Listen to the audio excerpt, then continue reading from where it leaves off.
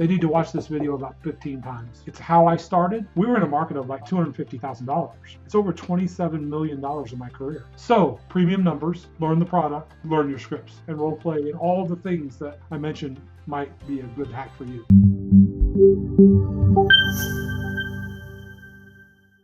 Hey everyone, Shawna Martinez here with Espresso Agent, Grounds for Success. And today I'm super excited because we have one of the senior coaches with Tom Ferry's organization, Paul Loabossiere. He's actually coached one of my dear friends, and we've been around the same ecosystem for a long time. I've heard nothing but great things about him. So I'm super excited to see what he has to help agents in their business today. And without further ado, Paul, I'm just gonna let you kind of take it away and give us a little information about yourself, what you do, and then we'll dive right in.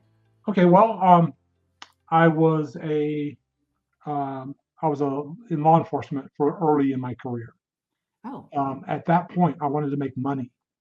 So I just dove right into real estate, thinking that, I did one sale in my first year, and I did 75 deals my second year.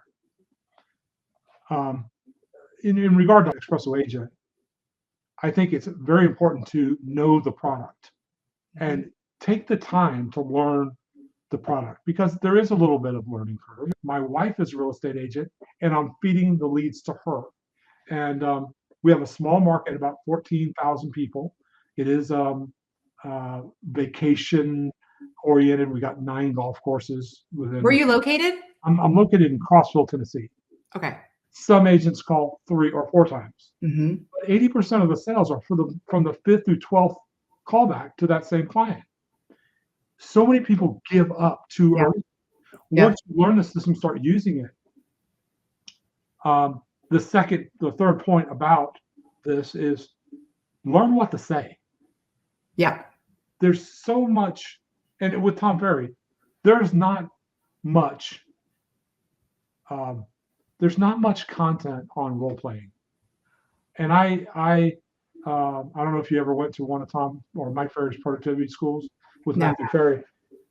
It was amazing what you would learn through 3 days of practicing role play. But then it doesn't, you're building relationships in that forum. You build relationships in this forum. Why people don't want to learn what to say. Yeah. So what happens is they don't have success after a week, and they think that they fail, and then they stop calling. Yep. There's so many techniques to learn what to say, but it's through role play. Yeah, 100%.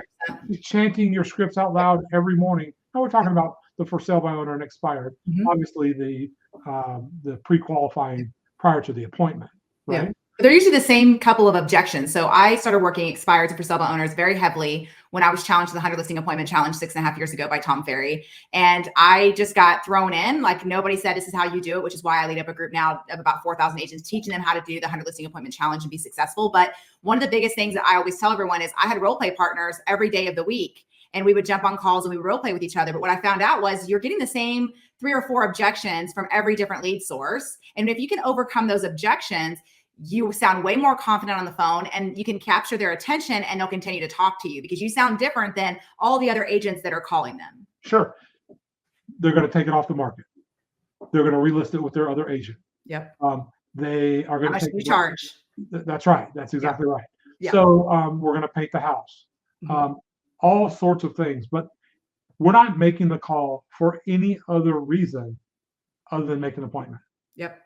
The person who has the most conversations wins. You and I both know that we're very much in a skill-based market right now. And the agents who are skilled and continue to hone their craft and learn things that are happening in the market, because it's always changing, and being able to articulate that to the public and consumer. Sure. That's the reason why there's a huge gap between the ones that do 0 to 5 transactions and the ones that are doing over 100 transactions. It's because we focus on educating ourselves and our skill set, because that's super important. Yeah. Ren was my first coach with Mike Ferry. So Ren Jones. So we've had a long relationship, and I had the product through my 17 years of working as a real estate agent. I didn't work with buyers. I learned that early on in my business. Yeah. I had somebody else that did that, and all I did was make 30 contacts every day.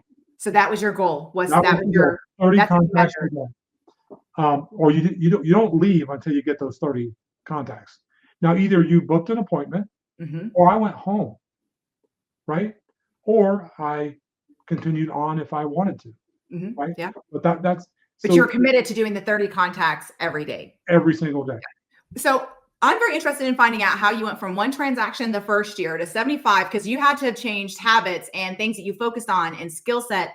I would like to hear, because I think a lot of agents are kind of in that same spot where they're like, they're only doing 1 or 2 or 3 transactions and they don't know how to get over that hump to do other transactions. So I would love to hear what you did and different and changed in your business and your life to go from 1 transaction to 75 within 12 months.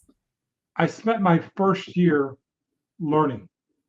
I went to the GRI 1, 2, 3, the CRS, and got that designation before I had 2 transactions. Got it. Yeah. So I spent so much time learning. I went to this boot camp series by a guy named Stephen David. Stephen David at one time was the largest independent landowner of property in commercial property in Fort Lauderdale. So then he raced for some Oberto unlimited hydroplaning, and now he's on some big yacht in the Caribbean. Good So I spent a lot of time learning how to do it. I have the same trepidations calling somebody I don't know and not knowing, how that call is going to go. And that's the sum total. And then like that second year, it was like, okay, I'm started now. Okay. I've learned all the scripts. I've learned the product. I've learned that right down the hall from me, there's this lady that she starts calling at 7:55. I knew that I had to call at 7:50, right? So I made those calls at 7:50 and was beating her out on the expires in the market, or at least the new expires. So you really honed in on your skill for the first year, learning and educating yourself. And then the second year, you started getting into prospecting. So would you say prospecting is super important in a business if you're an agent looking to be a producing agent? Oh no, it's the only process that is. Repeat that. It's the only way to get to success in our business. And it by the way, it's really simple. And the confidence goes through the roof when you spend hours and hours and hours chanting your scripts out loud, recording them, putting them on your recorder, put it on repeat, turn it down real low, and go to sleep with it. You're actually programming your subconscious mind. Interesting. Yeah. And it for me, it was fanatical. Like anytime we were in the car together, I was playing something. Anytime. So my wife knows a lot of these scripts as well because she was exposed to them. Yeah. She called me fanatical, but 2,500 transactions later, it was worth it. Yeah. Yeah. And those are listing side transactions. So you talk about confidence, right? So like when I started 6.5 years ago as a full-time agent, I didn't even know how to do a listing presentation. I didn't even know what a listing presentation was. So when I got thrown in to do the 100 listing appointment challenge, I had to learn. And so I tell everybody else, when you first start, you're not going to be that good, right? It's just building the habit. It's building your skill set. It's learning how to hear what people are saying and how to talk to them. And so what's interesting is now whenever I talk with agents or I'm, coaching them or teaching them how to do the 100 listing appointment challenge, is they say, but you're so confident. And I said, yes, but you have to understand this confidence came from all of the grit and hard work that I had to do with the 100 listing appointment challenge. Because why? I had to go on 100 listing appointments within 3 months of each other, which is a really small amount of time for somebody who's never done listings or just in general. But I learned I'm talking to people all day long. I'm making my calls every single day. It was a non-negotiable in my schedule. And I 100% believe that if you are always building your pipeline by prospecting and having conversations and setting appointments, that your business will never have this, what do they call it? Like where it's like, where you're on this roller coaster. Like mine has always just been in a trajectory where it's always increasing, always doing, I always get more business the next year. Even if I do less transactions, I level up in price point. But that confidence 100% came from having to do this on an everyday, all day basis. Got so bad so I beat Mary right out of the business, right? And I had to go to a place where I was challenged more. So I picked my biggest competitor, and she was the top agent in the world, right? So I did a stint at Coldwell Banker where I went to the broker and said, listen, I want to make real money. Like, well, how much? Like, I want to make $500,000 a year. And they said, She said to me that day, I think you should set your goals on something that's attainable. Yeah. I was out the door the next day at that Remax office competing with this lady. And the first meeting, so Mike had a thing called M3, M4. So the first meeting I went to with Mike was an M3 meeting where all the people that were in that group were in M3. It's another cost associated with it, but it's Mike for 2 days in some posh hotel. Yeah. Everybody in the room except for me had to get up and say their playbook. What's their playbook in their town? Well, I'm in her town, right? Then I come back and I just start doing whatever she was doing. And we were bumping into each other every day. Years later, I said, Karen, at some point, you're going to have to pass the torch. And she said, you can have it. And that day forward, they were always behind. They were always behind us. Yeah. So that sounds like a lot of ego, and it was, because I had a lot of ego when you're doing 150 transactions a year. Yeah. But I learned that the less that you have, the more you get, because some people don't like that attitude. Yeah. Right. The more I reduced the ego, and it wasn't about me anymore. It's about them. That's right. Right. And that's when the more problems you solve, the more money you make. Right. And if you focus on them and what they need and what they want out of it, and you make sure to make that happen, that's where your repeat business happens. That's where your referrals happen. My last year in business, we did over 300 transactions. Wow. Like just doing what I did. Wow. So you built your whole business on, you built your whole business on prospecting. What were your top lead sources? Were they expireds for sell by owners? Like, what did you, when you did 75 transactions that second year, like what was your main lead sources? Yeah, it was by owners, expireds, and my database. Because it got so large. Yeah. Right? And one thing about Espresso Agent is you can build a file of all your past clients. And, we should be calling those every 90 days. Mm-hmm. So you just go to the file, open it up, hit the dialer, and you can whip through your whole, but I mean, I have challenges with my own coaching clients that don't see the value in that. Yeah. And it's so bad. Okay. Somebody else will, and somebody else will get their business. It's the greatest, most abused piece of business that we have is our database. Oh, 100%. Yeah. And I don't, this is a tool. It's a great tool. Learn what to say and learn the product. Yeah. That will give you the confidence to make the call. And there are going to be people that say, never fucking call me again. Yeah. I had that yesterday. And right, you hear it daily, right? You have to I will say, if you're going to prospect, if you're going to be a prospector, which I agree with you is like the only way to build your business, you have to have thick skin. You do. And they're not lashing personal. They're not lashing out at you personally. No, they're upset at the situation. That is correct. That is correct. And they may have a hard deposit on another home. Yep. And they're under pressure now. Yep. Right. Pricing. Don't buy your listings. Don't buy your listings. It is okay to walk away if you know it's not going to sell. All you're doing is advertising to the neighborhood that you're an overpriced listing agent and that, the sign comes in 6 months later, it goes out. Yes. So important. Something else I noticed about working for sell by owners and expireds is, specifically those two lead sources, is that for sell by owners, typically will always end up listing within like 30 to 60 days. In fact, whenever I would call the for sale by owners, I would always say, how long do you think you'll try this on your own before you start interviewing agents to sell your property? And they would say, oh, we're going to try this for 30 days. And I always knew, cut that time in half. Right. They're getting tired of answering all the phone calls, all the questions. Most of them were agents. So that was it. And then on expireds, to this day, I still will prospect expireds for listings in areas where I'm listing because I want to invite them to our open house because I want to show them our marketing. I want to get them in front. And what I noticed is when I was looking back at the expireds, almost all of them relisted. Yeah. So they will relist. It just, is it going to be with you or is it going to be with someone else?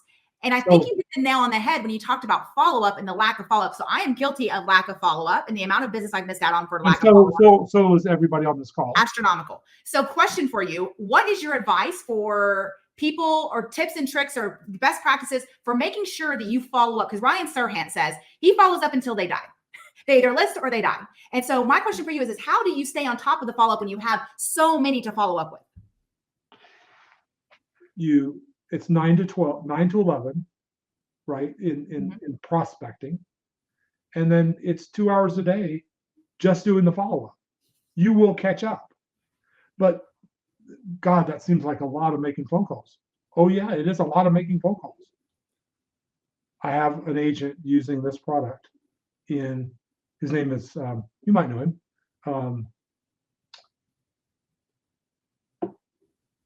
God, he slipped my name. What happens when you have a lot of coaching? Last name is Elliott. He's in North Carolina in Raleigh. He'll do $1 million in gross commissions this year. Chris Elliott is his name. Chris Elliott. Oh yeah, I do know him. And you could say it directly links to prospecting with expireds and things. That's where I could not get to him before 12. He's off limits to me and to everybody else. Right? But because it's not available in the schedule. I immediately get a call back. What's up? What's up, coach? Yeah. Here's a great one for sale by owners. You meet the owner, you do a walkthrough, and you try to give him value on that appointment. It's hi, I work with a lot of buyers in the area. I was just calling to see if I could preview your home for any of the buyers I might be working with. So that's your easy in the door, right? Maybe a little light pre-qual, where are you moving to and what's taking you there. You're looking for motivation. What really is it? So I would call him back on a Monday, looking back Friday, Saturday, Sunday to see how many sales there were or pendings. And I would call him back and say, hey, Mr. John, I was just reaching back to you to see how you did this weekend. And he said, well, we had one person come by. And I said, okay, good. I was looking in the MLS and I noticed that 17 homes came on the market over the weekend or went off the market over the weekend. What are they thinking? Right? Why didn't mine sell? That's a great tip. Yeah. And that works really well because you're looking and seeing all these homes selling and yours is not selling. Yeah. And that's an immediate, why don't I come out and actually show you what we do to sell homes? Yeah. And that's where you can get in the door. He is open to the idea of looking at what you do to cause this many sales to happen in the general real estate market. Yeah. That's actually very smart. Yeah. I'm very big on, even when I train agents, I always make sure to tell them, I never follow up with somebody and say I'm following up. I always say, hey, got this information about your neighborhood, thought you might find it helpful. So for me, I always want to come from a place of giving value. Right. And the more value I give, the more they want to work with me because they're like, this agent knows what she's doing. She knows the numbers. She knows what's going on in the market. Like, she's, just like you said, most people are going to call that first day and then you're never going to hear from them again, or you're going to text and you're never going to hear from them again. And so staying on top of them like you did, I love that approach of just giving them the data from the last few days so that they can see that, hey, your house didn't sell, but all these other properties moved. Right. Yeah. And then they'll have fear of missing out. Like, how come my house isn't sold? Like, I think maybe we need to look at this in a different way. Yeah. I love that. We're almost running out of time. So I did want to ask you, if you were talking to a new agent who was getting into wanting to start, prospecting or get more business through listings, what is the best piece of advice that you could give to an agent regarding what they need to do in their daily schedule? They need to watch this video about 15 times. Yeah. That would be it's how I started and we were in a market of like 2,500 homes later. Yeah. We were in a market about $250,000. So you do the math on that. Yeah. Right. It's over $27 million in my career. So, and then I was done. I just didn't want to work with the retail public anymore. Yeah. And so now I work with coaches, or now I work with agents, and sometimes they're harder headed than the sellers. Oh, for sure. Like, we can overcomplicate things. And that's why this interview was so good, is because this is probably the simplest piece of advice that you can get. Now, whether or not you want to take it is up to you, but I will tell you that all the successful agents I know, every single one of them track their conversations and track their appointments and appointments met.